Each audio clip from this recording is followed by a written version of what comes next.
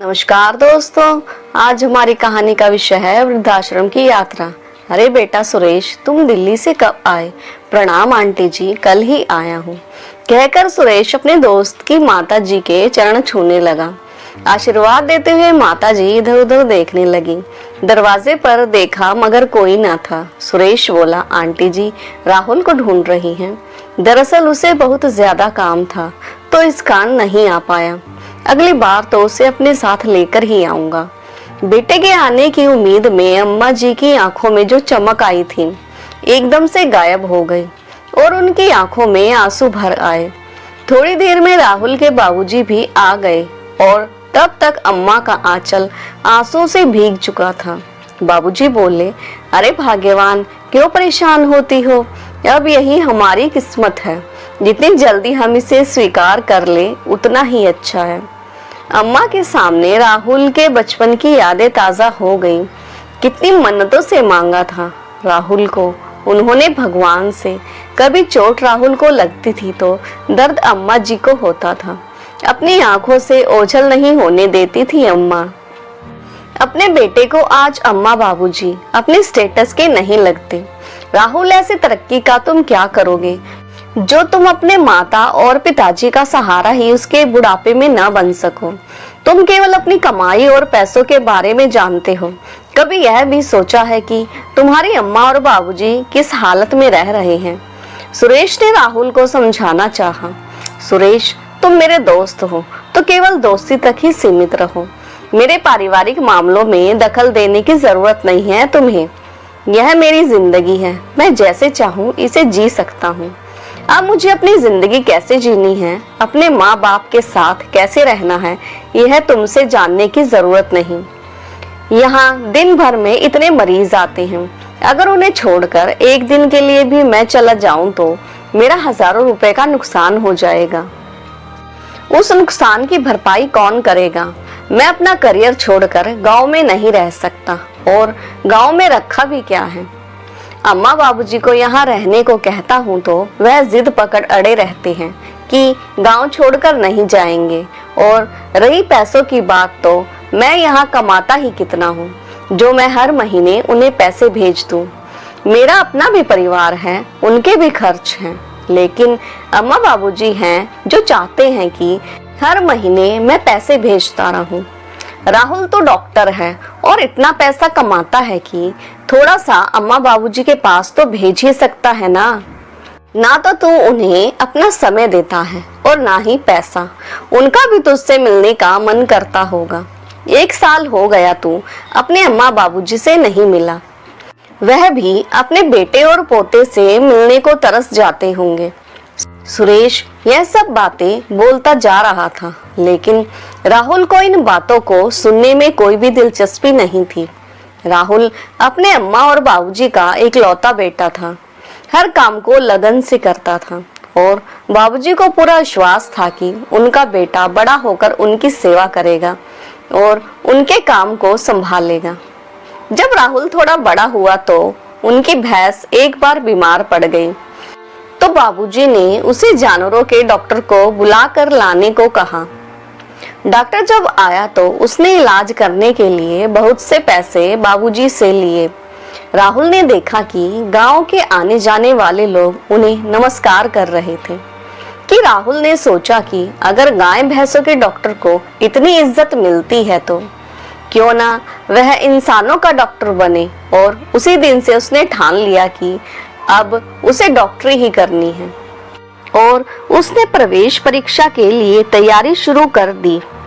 अम्मा नहीं चाहती थी कि राहुल डॉक्टर बने, क्योंकि वह जानती थी कि डॉक्टरी करके राहुल शहर चला जाएगा और उनसे दूर हो जाएगा। लेकिन राहुल जिद पर अड़ा रहा और उसने बाबूजी को यह कहकर मना लिया कि अब वह डॉक्टर बनकर गांव वालों की सेवा करेगा। राहुल का सिलेक्शन हो गया और वह पढ़ने के लिए शहर चला गया। लेकिन अम्मा चिंता में डूब गई। कहने लगी कि आपका काम और जमीन कौन संभालेगा? तो बाबूजी बोले, उसके लिए मैं हूं ना। तुम बस यही दुआ करो कि वह एक बहुत बड़ा सफल डॉक्टर बने। डॉक्टर की पढ़ाई के लिए बाबूजी के पास इतना पैसा भी नहीं था, तो उन्होंने अपनी दुकान गिरवी रखकर पैसे का इंतजाम किया और हर महीने उसे पैसे भेजने लगे। अम्मा जी दुकान गिरवी रखने के हक में नहीं थी, क्योंकि वह जानती थी कि वे दोबारा उसे छुड़ा नहीं पाएंगे। लेकिन राहुल ने कहा कि वह डॉक्टर बनकर इतना पैसा कमाएगा कि उसकी अम्मा और बाबूजी राज करेंगे। कुछ सालों के बाद राहुल की डॉक्टरी पूरी हो गई और उसकी एक बहुत अच्छे अस्पताल में नौकरी लग गई। बाबूजी चाहते थे कि उसके बेटे की शादी उनके गांव की ही किसी लड़की से हो, लेकिन राहुल ने साफ साफ कह दिया कि उसने एक लड़की ढूंढ ली है जो उसके साथ ही काम करती है और डॉक्टर है। राहुल की शादी कंचन से हो गई। कंचन उसी की तरह गांव से नफरत करती थी और कंचन नहीं चाहती थी कि अम्मा बाबूजी जाकर उसके साथ रहें। अम्मा बाबूजी यह बात जानते थे, इसलिए वे राहुल के घर नहीं आते थे। गिरवी जमीन को छुड़वाने के लिए जब बाबूजी ने राहुल से पैसे मांगे तो राहुल ने साफ इनकार कर दिया और कहा कि अब अपने लिए कोई नौकरी ढूंढ लो, दुकान को भूल जाओ। कितनी मेहनत से खड़ी की थी यह दुकान, अगर यह दुकान न होती तो हम तुझे न पढ़ा पाते और ना ही डॉक्टर बना पाते। लेकिन राहुल को इन सब बातों से कोई मतलब न था, वह अपने शहर की जिंदगी में मस्त था। राहुल की पत्नी कंचन भी एक डॉक्टर थी। जब उसका बेटा हुआ तो वह 6 महीने के बाद ही अपने बेटे को कृषि में छोड़कर नौकरी करने लगी। अम्मा जी चाहती थी कि वह अपने पोते को अपने हाथों से पाल पोस कर बड़ा करें, लेकिन कंचन ने तो ठान रखा था कि वह अपना बेटा गवार लोगों के हाथ में नहीं देगी। इसलिए अम्मा बाबूजी जब भी शहर आने का नाम लेते तो वह कोई न कोई बहाना बना देती थी। गांव में अम्मा याद करने लगी कि राहुल का बेटा चिंटू अब कुछ बड़ा हो गया होगा, अब चलने लगा होगा। कितने महीने हो गए हमने पोते की शक्ल भी नहीं देखी। बाबूजी कहने लगे, हमने सोचा था कि राहुल यही गांव में डॉक्टरी करेगा और हमारे साथ ही रहेगा। हमारे आंगन में ही राहुल के बेटे की किलकारियां गूंजेंगी। घर का आंगन सुनसान पड़ा है। अगर राहुल यहाँ होता तो पूरा घर खुशियों से भर जाता। दुकान तो राहुल ने रहने ही नहीं दी और अब इन हाथों में भी इतनी ताकत नहीं कि कहीं नौकरी कर लूं। अम्मा बाबूजी की तबीयत अब ज्यादा खराब रहने लगी थी। राहुल को जब सुरेश ने अम्मा बाबूजी की हालत के बारे में बताया तो वह कुछ पैसे उन्हें भेजने लगा, क्योंकि कंचन माँ बाबूजी को अपने साथ रखने को तैयार ही नहीं थी। लेकिन वह पैसे उनके लिए काफी नहीं थे। डॉक्टर बेटे के माँ बाप अब गरीबों की हालत में रहने पर मजबूर हो गए। उनकी हालत बिगड़ती देख रिश्तेदारों के डर से राहुल उन्हें शहर तो ले आया, लेकिन कंचन ने उन्हें अपने घर में आने से साफ इनकार कर दिया और राहुल से बोल दिया कि वह उन्हें वृद्धाश्रम छोड़ आए। देखते ही देखते अम्मा बाबूजी की जिंदगी पूरी तरह से उजड़ गई। वे यह सोचने लगे, यह कैसी विडंबना है कि डॉक्टर बेटे के माँ बाप वृद्धाश्रम में रहने को मजबूर हैं। राहुल का बेटा चिंटू भी अब बड़ा हो चुका था और उसने भी डॉक्टर बनने का ही सोचा था। उसे डॉक्टरी करने के लिए उन्होंने विदेश भेज दिया। राहुल ने अपनी सारी जमा पूंजी लगाकर और कुछ कर्ज लेकर अपने बेटे चिंटू के लिए एक बहुत बड़ा अस्पताल खोला। जब चिंटू विदेश से पढ़ लिख कर भारत लौटा तो उन्होंने उसे एक सरप्राइज के तौर पर उसका अस्पताल दिखाया, लेकिन चिंटू ने साफ साफ कह दिया कि वह भारत में रहने के लिए तैयार नहीं है, वह विदेश में ही सेटल होना चाहता है। राहुल और कंचन दोनों जैसे सुन्न हो गए। चिंटू, यह तुम क्या कह रहे हो? कंचन बोलने लगी, हमने तो सोचा था हमारा बेटा बड़ा होकर हमारा नाम रोशन करेगा, हमारे अस्पताल को आगे बढ़ाएगा, लेकिन तुमने हमें एक पल में पराया कर दिया। बेटा, हमारे देश में क्या बुराई है? सब कुछ तो है यहाँ, पर सभी तरह की आधुनिक सुविधाएं हैं। लेकिन माँ, मैं विदेश की ही एक लड़की से प्यार करता हूँ और मैंने उससे शादी करने का फैसला कर लिया है। अब मेरे फैसले को कोई बदल नहीं सकता। मैं यहाँ नहीं रहूँगा तो मतलब नहीं रहूँगा। मेरी कल की फ्लाइट बुक है और मुझे कल ही निकलना होगा। चिंटू ने अपनी बात स्पष्ट तौर पर कह दी।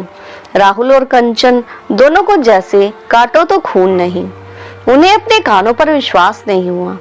चिंटू, तुम्हें सेटल करने के लिए हमने इतना बड़ा कर्ज उठाया है, अपनी जिंदगी भर की कमाई पल भर में दांव पर लगा दी और अब तुम ही हमें छोड़कर जा रहे हो। क्या कमी थी हमारी परवरिश में जो तुमने हमें यह दिन दिखाया? कंचन के हाथ पांव सुन्न हो गए। बोली, मैं तुम्हारे बिना नहीं रह सकती मेरे बेटे। चिंटू, पर आप तो शुरू से ही मेरे बिना रह रही हैं। मुझे तो आपने शुरू से ही क्रश में छोड़ दिया था। जिस समय मुझे आपकी सबसे ज्यादा जरूरत थी उस समय तो आप अपने काम में व्यस्त थी। न तो मेरे लिए पिताजी के पास समय था और न ही आपके पास, और दादा दादी को आपने कभी मुझसे मिलने ही नहीं दिया। अगर मेरे बिना आप दोनों का मन नहीं लगता तो आप भी वृद्धाश्रम में जा सकते हैं, और वैसे भी दादा दादी भी तो वृद्धाश्रम में ही रह रहे हैं, तो आप क्यों नहीं? यह बात सुनकर जैसे कंचन के पैरों तले जमीन खिसक गई। उसे लगा जैसे चिंटू के रूप में उसके अपने कर्म ही उसके सामने आ गए हैं। कंचन गहरी सोच में डूब गई और इसके आगे कुछ न बोल पाई। कंचन अपने कमरे में चली गई। राहुल भी आज ऐसा महसूस कर रहा था जैसे उस पर किसी ने घड़ों पानी उड़ेल दिया हो।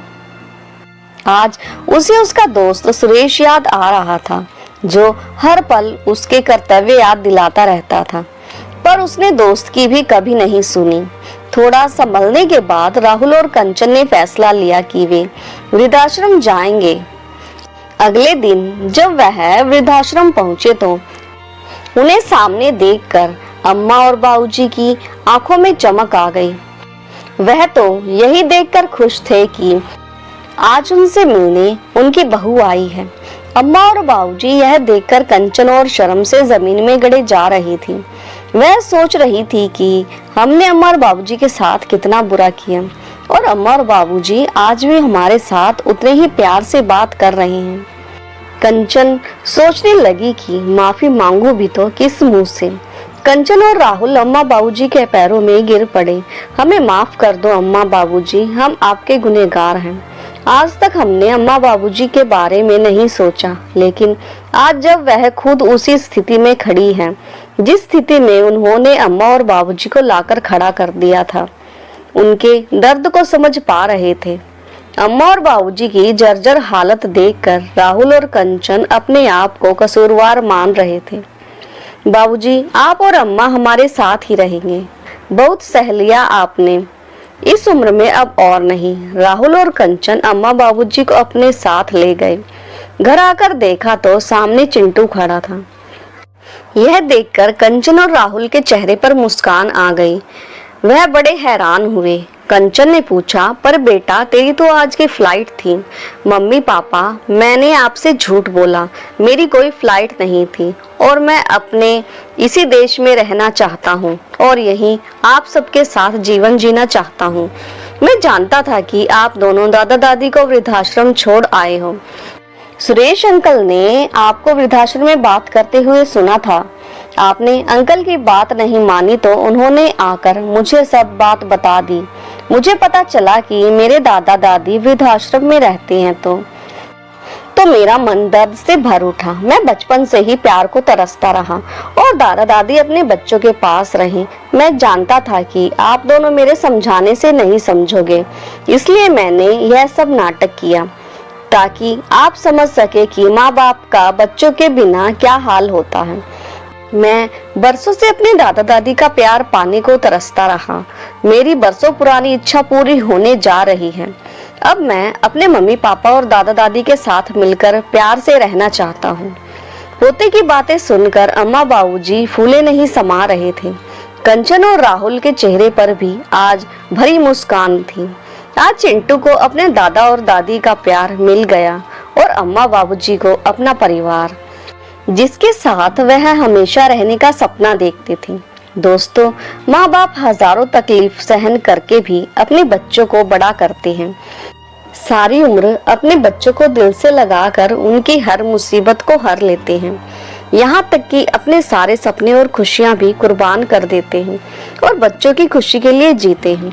माँ बाप का यह सपना होता है कि उनका बच्चा बड़ा होकर अपने पैरों पर खड़ा होकर खूब पैसा कमाएगा अपने और एक दिन बड़ा आदमी बनकर उनके बुढ़ापे की लाठी बनेगा।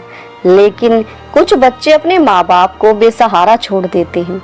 सच तो यह है कि माँ और बाप परिवार अपने बेटे बहू और उनके बच्चों के साथ मिलकर बनता है। केवल पैसों की कमी पूरी कर देना ही काफी नहीं है, बल्कि अपने माँ बाप के साथ हमेशा रहें। यही चीज उन्हें खुशी देती है, जो उनके चेहरे की चमक बनकर दिखने लगती है। दोस्तों, आपको ये कहानी कैसी लगी और कहानी का कौन सा हिस्सा आपके दिल को छू गया, कमेंट करके जरूर बताएं। और हाँ, चैनल पर नए हो तो चैनल को लाइक, सब्सक्राइब और शेयर करना ना भूलें। तो मिलते हैं एक नई कहानी के साथ, तब तक के लिए धन्यवाद।